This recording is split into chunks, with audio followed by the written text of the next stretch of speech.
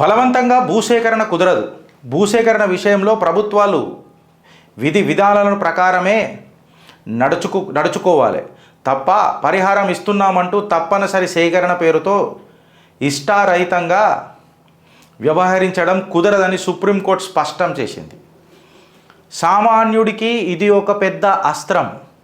Development పేరు మీద అక్కడ ఎమ్మెల్యే జాగా ఉందనో ఇక్కడ ఎంపీ జాగా ఉందనో లేకపోతే ఇక్కడికైనా ఒక పెద్ద ఫ్లైఓవర్ వచ్చి ఆగితే నాకు కమర్షియల్ కాంప్లెక్స్ కట్టుకుంటే నాకు నా కుటుంబ సభ్యులకు లేకపోతే నన్ను నమ్ముకున్న కార్యకర్తలకు జబర్దస్త్ ఇన్కమ్ వస్తుందని చెప్పి సామాన్యుల ఇల్లులను గుడి గోపురాలను జరుపుకుంటా అభివృద్ధి అనే ఒక నాటకంతో నాటకాలు ఆడితే నేను కూడా కమ్యూనిస్ట్ భావజాలతోనే మాట్లాడుతున్నా. ఇవాళ తప్పేమున్నది అని అడుగుతున్నా. మీకు మాట్లాడితే సంసారంలోనే కదా. అప్పుడు నేను గిరీష్ గారు మంచోడు కదా. మీకు ఒక అస్త్రం ఇచ్చింది అలా సుప్రీంకోర్టు.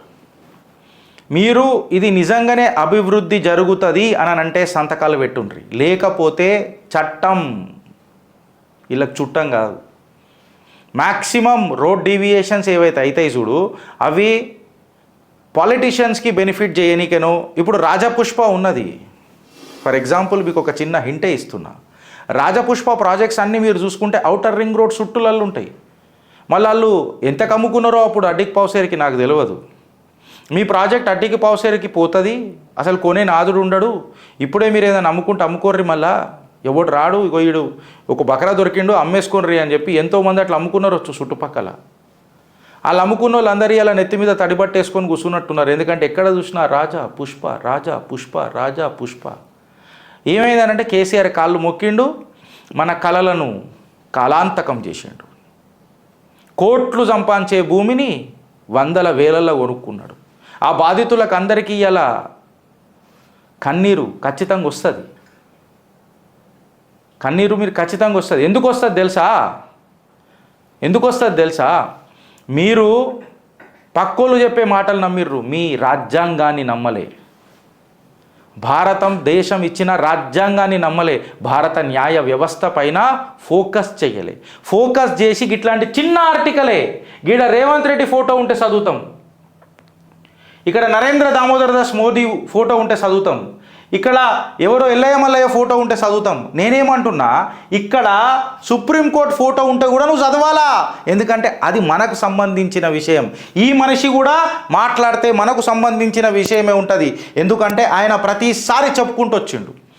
ఆయన ఏది మాట్లాడినా దేశం కోసమే మాట్లాడిండు, ఏది చేసినా దేశం కోసమే చేసిండు. ఏం చేసినా భారత పరాక్రమం, భారత ప్రతిభ లేవటనికనే ప్రయత్నం చేసిండు. సిమిలర్లీ ఏ జడ్జిమెంట్ వచ్చినా మేబీ ఇప్పుడు వీళ్ళు అంటారు, ఎవరు ముస్లిం లీగ్ వాళ్ళు, మాకు అయోధ్య రామ మందిర జడ్జిమెంట్ మాకు నచ్చలే. ఫైన్, స్టిల్ డెమోక్రసీ ఉన్నది కాబట్టి మీ ఎక్స్ప్రెషన్ ఆఫ్ థాట్కి మేము విలువలు ఇస్తామొచ్చు, ఓకే, యాక్సెప్ట్ చేస్తామొచ్చు. బట్ కోర్టు తీర్పును ధిక్కరించే అవకాశం మీకు లేదని చెప్తున్నా. సో ఈ లాస్ ఎట్లా ఫ్రేమ్ అవుతున్నాయో చూడుండ్రి. మీరు చూడకపోతేనే వక్ఫ్ వచ్చే, మీరు చూడకపోతేనే వర్షిప్ యాక్ట్ వచ్చే, మీరు పట్టించుకోకపోతేనే ఆర్టికల్ 370 వచ్చే, మీరు చూడకపోతేనే హిందూ కోడ్ బిల్ అని మాట్లాడే మైనారిటీ యాక్ట్లు వచ్చే. మీరు చైతన్యంగా లేకపోయినుంటే ఇలా 50% సీలింగ్ తీసేస్తాం రిజర్వేషన్లలో అని మాట్లాడబట్టే, రాజ్యాంగాన్ని మార్చేస్తామని చెప్పి కాంగ్రెసే మాట్లాడబట్టే, 5 బెంచ్ల ధర్మాసం ఇచ్చిన తీర్పుని సూపర్ పవర్ కమిషన్ని పెట్టి తుంగల దొక్కుతామని చెప్పి మాట్లాడబట్టే. ఇదంతా న్యాయ వ్యవస్థ మనం తెలుసుకోవాలన్నా వద్దా? It is very important. ఇక్కడ కోర్టు ఫోటో ఏదైనా కనబడ్డది అని అంటే దయచేసి చదువుండ్రి. ఇవాళ పెద్ద బ్రహ్మాస్త్రం ఇచ్చింది మీకు సుప్రీంకోర్టు.